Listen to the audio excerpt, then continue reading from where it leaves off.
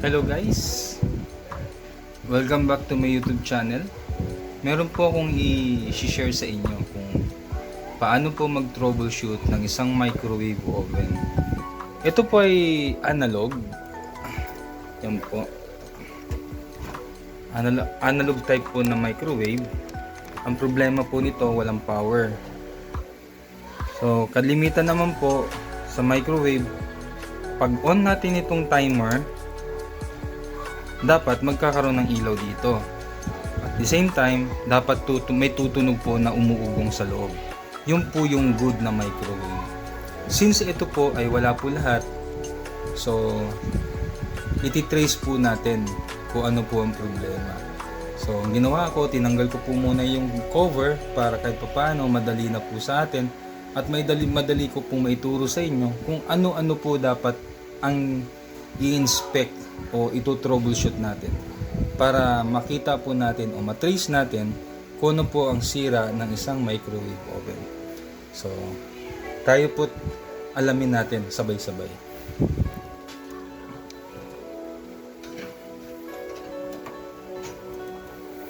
So, yan po, no? Ituturo ko po sa inyo kung ano-ano po yung mga parts na nasa loob ng isang microwave oven. Ito po yung fuse, yung board kung saan nakakabit yung cord, yung power cord, gaya po nito. Ito po, hanggang dito sa may board. Andito po sa likod yung fuse. Nilalapit ko po.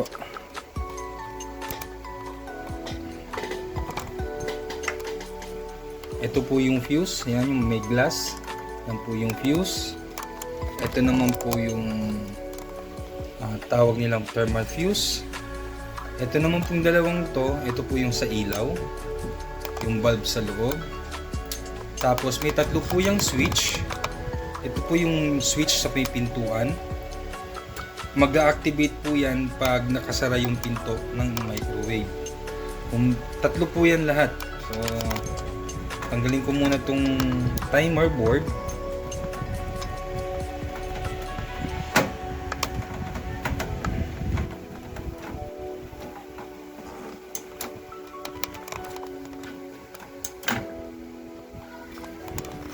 Ito ng timer para may turo ko pa sa inyo yung mga parts. So ito po yung door switch, dalawa po yan, isa dito at saka isa dito sa bandang baba, ito. Tapos meron pa po ditong isang switch, yan po, ayan po, bali tatlo, isa, dalawa, at yung pangatlo yung nasa baba. Ayan po, pangatlo. Tapos ito po yung magnetron. Ito po mismo yung nagpapainit ng anumang bagay sa loob ng microwave. Tapos po ito po yung transformer. Andito naman po yung capacitor. At nandito po yung diode. Ito po yung fan motor. So, ngayon ituturo ko po sa inyo kung paano po mag-trace ng sira gaya nitong isang microwave. So, guys, para kay daddy, kay kuya, pwede na rin po kay mami kung mahilig po sa electronics. Pwede nyo pong panoorin para may matutunan po kayo, magkaroon po kayo ng idea kung paano po magkumpuni gaya po nitong microwave.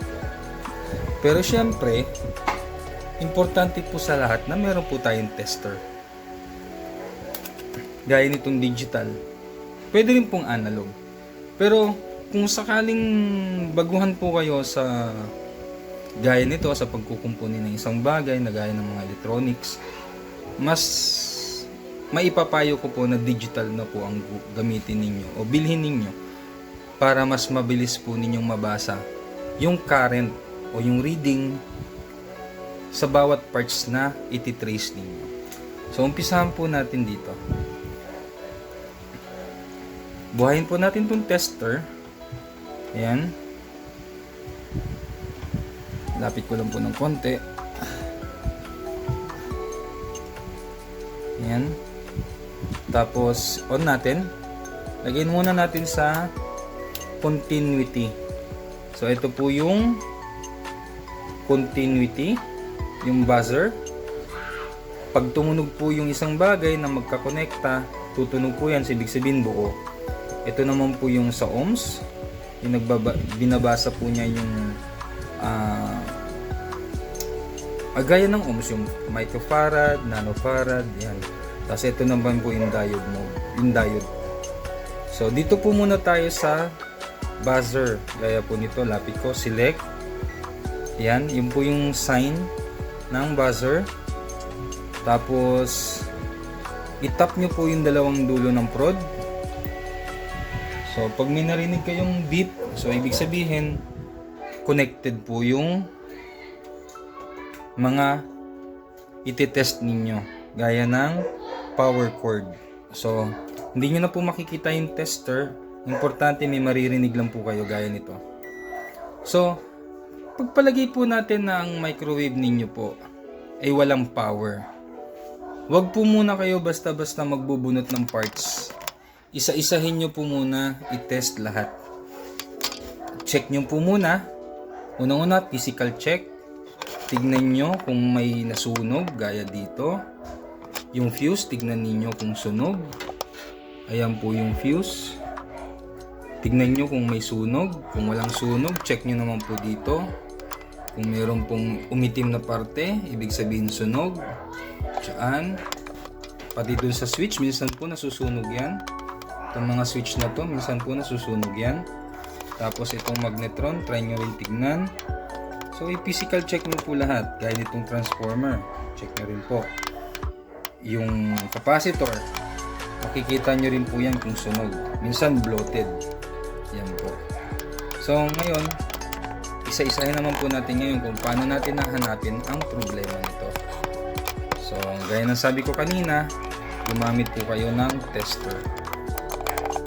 So ipupwesto ko lang po ng maayos yung madali nyo po makita. So ayan.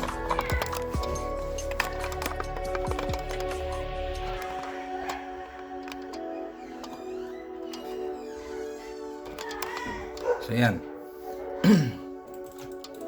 Una natin gagawin guys, sa pagto-troubleshoot, check nyo muna yung connection ng plug ng power cord. So lagay nyo yung test rod dito sa baba, sa pin, unang paa. Tapos hanapin po natin yung dulo po nito, kung saan po ito makikita. Dalawa lang naman po yung galing dito, bali tatlo. Yung ground, yung kulay green, madalas ground po yan. Ayan po, yung green na may yellow, ground po yan. Ang ground po dito ay ito, itong mataba na to. Yan po yung ground. Pero sa pag-check po, wag niyo na po itong i-test. Madalas naman po, hindi naman po yan ang sanhi ng problema. So, balik natin dito. Sa dalawa lang po tayo, magkukonsentrate sa dalawa. Lagyan natin sa paa. Tapos hanapin po natin dito sa dalawang to, sa blue and brown. Check natin dito, tusok natin. Wala, sa kabila. So, ibig sabihin, itong dalawang to, at saka ito ay connected. So, buo po yan. Tapos, lipat po natin sa kabila. Check naman natin itong blue. So, tumunog. Ibig sabihin po, mula outlet, papunta rito, ibig sabihin, may kuryenteng dumadaloy. Ngayon, kung wala pong tumunog na isa, o kahit isa man lang po dito sa dalawa ay hindi tumunog, ibig sabihin po, ito po ang may problema. Posibleng naputol po dito banda yung wire. So, palitan nyo po ito kung hindi po nag-buzzer itong dalawa. Ngayon, kung gaya nito po ay buo, nag-buzzer po, dito naman po tayo tutuloy sa fuse. Ayan, lapit ko ng konti. Ayan. So, check natin itong fuse. Gaya ng sinabi ko kanina, dapat nasa buzzer tayo. Tapos, lagay natin itong isang paa rito. So, ibig sabihin, buo. Kung nakita po nyo na putok ho itong fuse na to, matik po yun, palitan nyo na po itong fuse. Pagpalagay natin na buo po ito, tapos ito naman po ay pumutok, palitan nyo na po ito. Minsan po kasi pumuputok to, lalo na po pag nagkakaroon ng power shortage. O minsan naman pag kumura po yung kuryente sa bahay, minsan ito po yung pumuputok. Ngayon, dahil buo po yan, check po natin dito sa isa, itong thermal fuse. Dapat ho ito ay tutunog. Ayan po. Ibig sabihin, buo pa rin po yan. Kasi dito po yan ang gagaling. Yung kuryente na dadali po dyan, galing po dito sa brown, dito sa may outlet. Ayan po. Galing sa outlet, papunta rito. Yung kulay brown na yun, connected po yan dito sa kabila. Ayan. So may color coding naman po lahat yan. Pagkatapos, i-check nyo naman po. Kasi guys, sa totoo lang guys, may bihirang-bihirang masunog tong mga wire nito guys eh. Ito, bihirang-bihira po yan. Pero i-check nyo na rin. Importante, matuto po kayo kung paano mag-troubleshoot. Ngayon, dahil buo po lahat, mula power cord, papuntang fuse, papuntang thermal fuse, ito po, thermal sensor, diretso po tayo dito sa switches. Ito po. Ito po yung door switch. Dalawa po yung door switch na yan. Ito sa ilalim. Kung kita ba? Ito po sa baba. Ito po yung isang door switch. At saka andito naman po yung isa. Yan po. Sa pag-troubleshoot po niyan, ang gawin nyo lang, yung switch na yan, meron po yung wire dito sa bandang putan. Tusok yung prod dito. Tapos itusok nyo dito sa baba yung isa. Tapos pindutin nyo po yung kulay itim na yun. Ito po. Dapat po tutunog yan. Ayan po ha, hindi po masyadong nakakonect. Ayan. Dapat kasi nakatusok yung probe natin. Pag pinindot nyo po yan, dapat tutunog. Ayan. Pagka pinindot po niya yan at hindi tumunog, ibig sabihin sira po yun. Tapos lipat po tayo dito sa baba. Meron pa po isang door switch dito. Hindi ko na po masyadong mailapit kasi yung holder ko ng camera maigsit. So yan. Ayan. Itong isang door switch. Check natin. Tusok nyo yung pulley dito sa may pin. Gaya nito. Ay, ipo-focus ko lang po para kita nyo.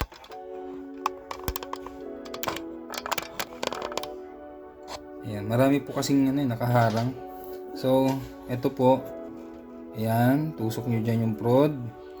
Tapos dun sa ilalim, tusok nyo rin po yung isang prod.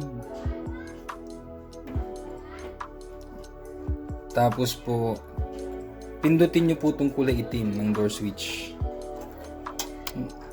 Nag-activate po kasi yan pag sinara nyo yung pinto. Ayan po hindi po masyado nakatusok. Hindi inaabot. Yan. So, pindutin natin ulit. Yan. So, ibig sabihin, buo po yung door switch. Ito pong isang switch dito sa gitna. Kasi tatlo po yan eh. Itong switch po dito sa bandang gitna.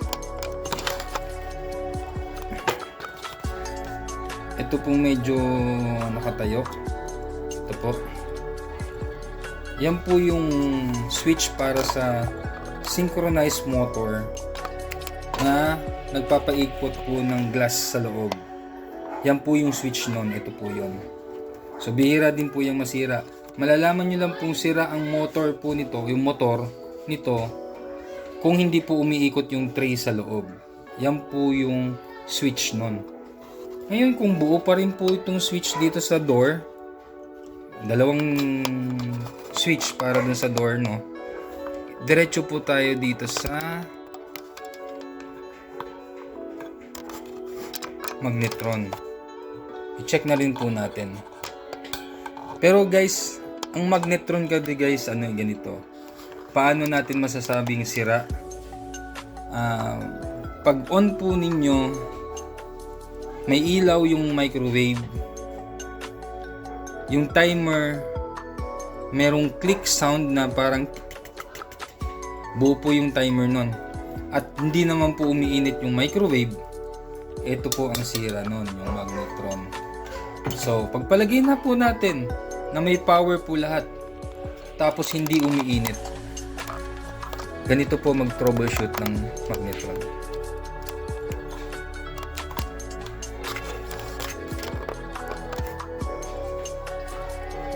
Sa buzzer pa rin po tayo. Dapat tutunog po yung test prod ninyo. Ayan. Gawin ninyo, i-check nyo po rito. Pagpalagay po natin hindi umiinit. Ito po yung problema nun.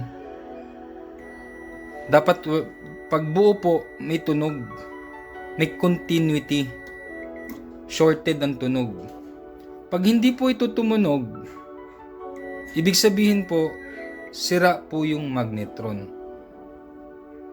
Yun po yung dahilan kung bakit hindi po umiinit yung pagkain sa loob. Kung ang microwave po ninyo, pag on ninyo, pumuputok-putok, may naririnig po kayong parang sumasabog na popcorn sa loob. Ito rin po yung dahilan nun, magnetron. Palitan nyo na po ito. Sa pagpapalit naman po nito, ang importante po ay yung model number. Gayun po niyan. Nabibili po ito online. Type nyo lang po yung model number. Isa pa po, pagpalagay po natin, buo po yung magnetron. I-check nyo na rin po itong capacitor. Baka sakaling ito po yung capacitor ang sira. Sa pag-check naman po ng capacitor, sa tester, ito po, lagay nyo lang po dito sa sign na to. Yan. Yan po yung sign ng capacitor sa pag-check. So, ang gagawin ninyo, ito po para kita nyo lang po lahat. Medyo maliit po kasi lamesa ko, guys.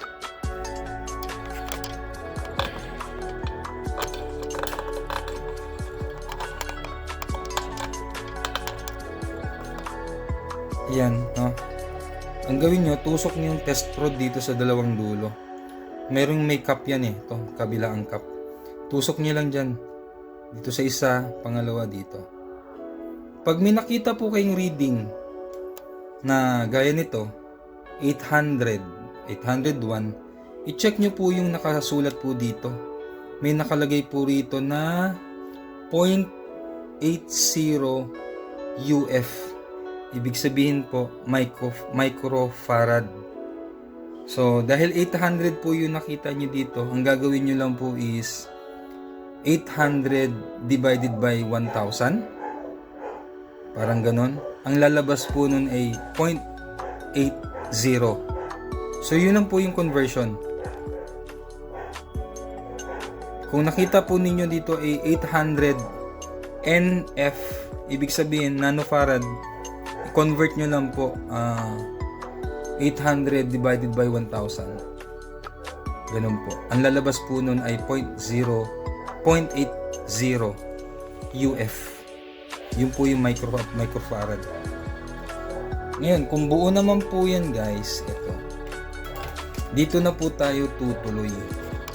Ito po para po sa walang ayaw po uminit at walang power. Gaya nito. Dito na tayo, guys, tutuloy, guys, sa timer switch. Ito po yung timer switch. Papakita ko na lang po sa screen kung ano po itsura nung timer, para hindi na po masyadong komplikado para sa akin yung magtanggal. Ayan po. Sa pag-check naman ito, guys, focus ko lang ng konti. Andito po kasi yung synchronized motor po nito. Ayan po.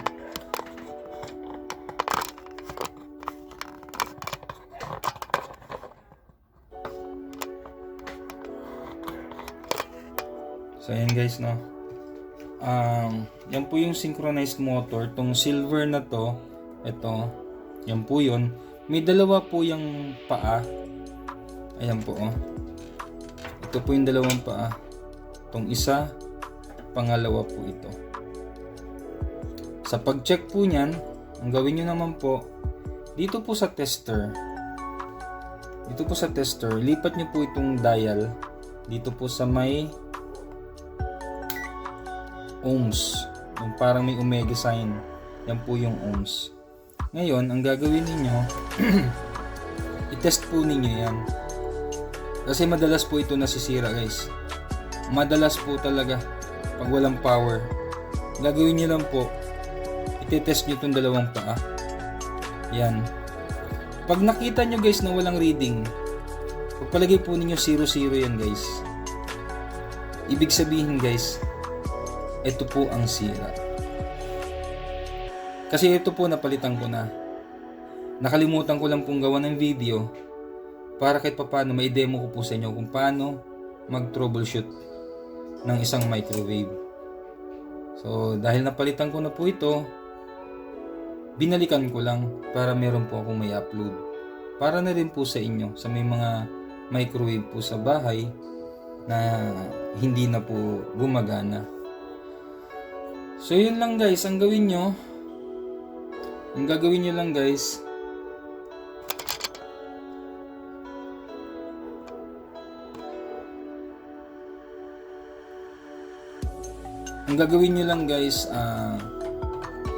i-order nyo po ito online.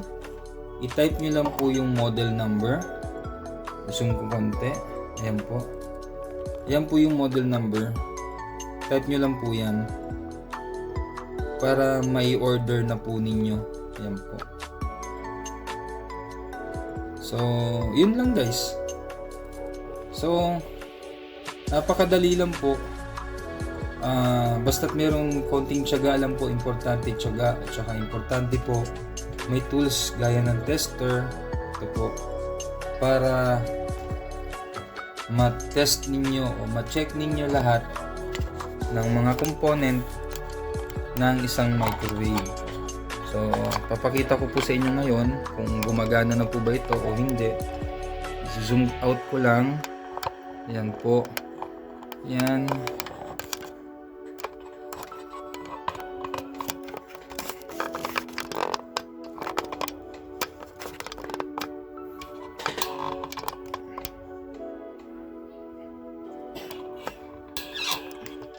So ibabalik ko lang to guys.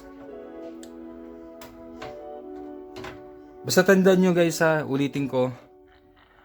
Pag na-check nyo po lahat ng component dito, okay naman. Dito na po kayo dumiretso sa timer. Basta lahat po dito okay. I-review nyo lang po yung video na ginagawa ko. Matitrace nyo po sira nyan. Tapos, kung lahat po ay good sa pag-test ninyo gamit ang tester, dito na po kayo tumuloy. I-check nyo po ulit itong dalawang paa ng synchronized motor. Pag wala pong reading yan, yung dalawang pin na to, pag walang reading, ibig sabihin po ito po ang sira. Bilihin nyo na po ito para kahit papano makatipid po kayo. Kasi madalas guys, ito ang nasisira sa isang microwave, yung synchronized motor po niya. Bakit po ba ito nasisira? Ito po ang tanong. Bakit po ba? Bagong-bago gaya nito. Bakit po ito nasisira? Meron po tayong ugali. Tayong mga gumagamit ng microwave. Isiset natin sa 1 minute kasi ang timer nito ay 1, 2, 3, 4, 5. Every 5 minutes ata ito eh. Sa 0 up to 1, parang 5 minutes po yun.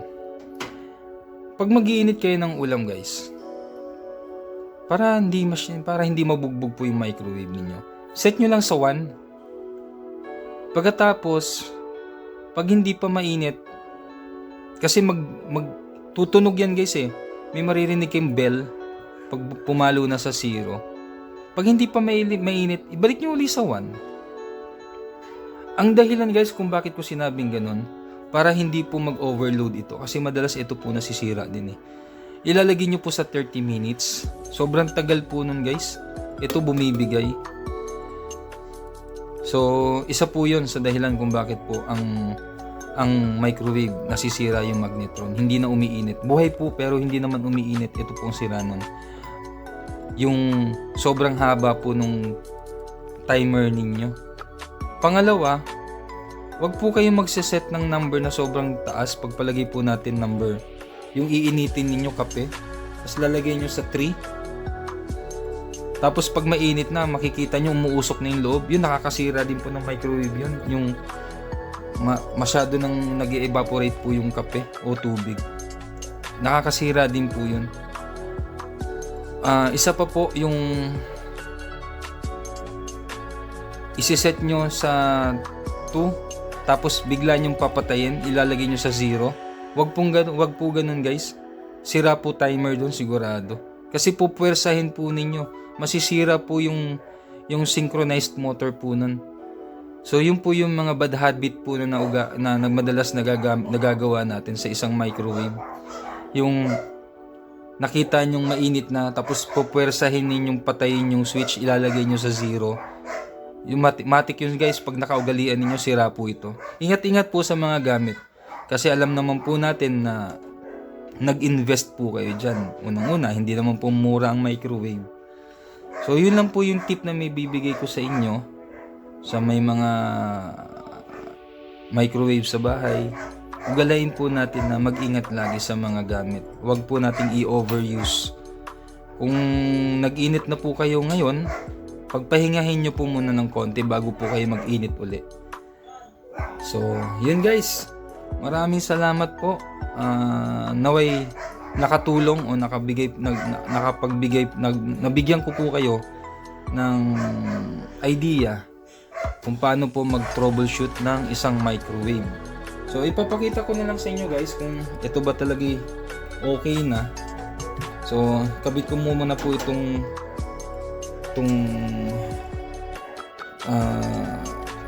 frame ng timer para matest ko.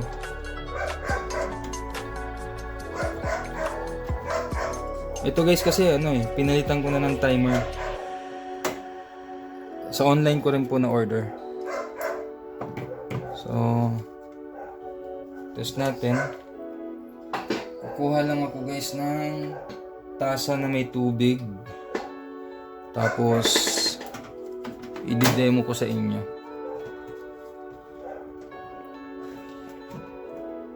Sa inyo guys, sa mga baguhan, try nyo pong manood ng mga electronic tutorial sa online. Malaking bagay po yun, lalo na sa paggamit ng tester. Marami po kayong matututunan dyan. Mga basic knowledge po. So, sandali lang guys, kukuha ko ng tubig.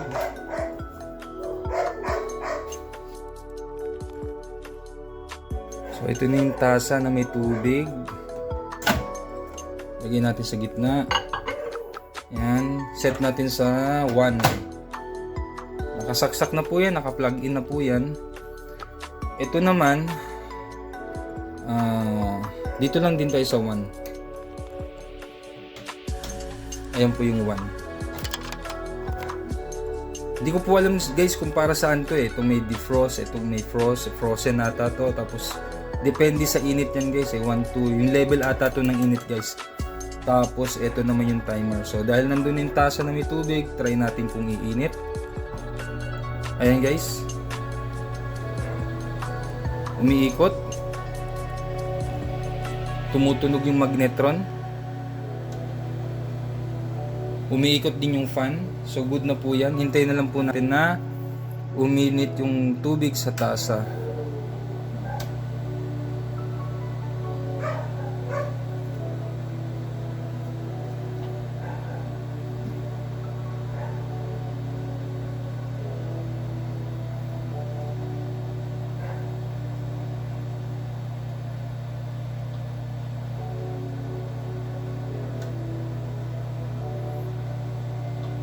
Kung masyadong mahaba yung 1, yung 1 pwedeng sa gitna ng 0 tsaka ng 1 para mag-init lang ng kape.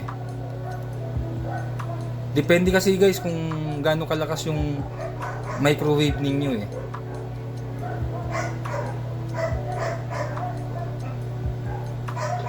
Ngayon, kung yung microwave nyo umaandar, umiinit, walang ilaw, yung ilaw lang po palitan ninyo. Andito lang po sa ibabaw yung socket ng ilaw. Bubuksan nyo rin po yung ibabaw, tapos bunutin nyo po yung ilaw. Nandun lang po yun. So yan guys, namatay na. So tingnan natin. So ayan guys, umuusok. Yan po. Kita nyo po ba yung usok guys? Ayan guys, so diba? May moist. Lapit ko pa. Ayan. Ibig sabihin, mainit na po yung tubig. Ayan guys, oh. Pag mainit ang tubig guys, galing sa microwave guys, huwag nyo lalagyan ng kutsarita. Bigla pong bubulwak yan. Sigurado po yan, huwag nyo nang subukan, madidisgrasya lang po kayo. So yun guys, maraming salamat po. Naway nakatulong. Sana napagpulutan nyo po ng aral. Nakapulutan ninyo ng aral. Sa mga hindi pa po nakasubscribe, sana po mag-subscribe po kayo. Paki-hit na rin po yung notification bell, paki-share, at paki-subscribe. Tama po ba? Please subscribe, like, share, and hit the notification bell po para updated po kayo sa mga bago pa pong upload ng mga videos. Maraming salamat po.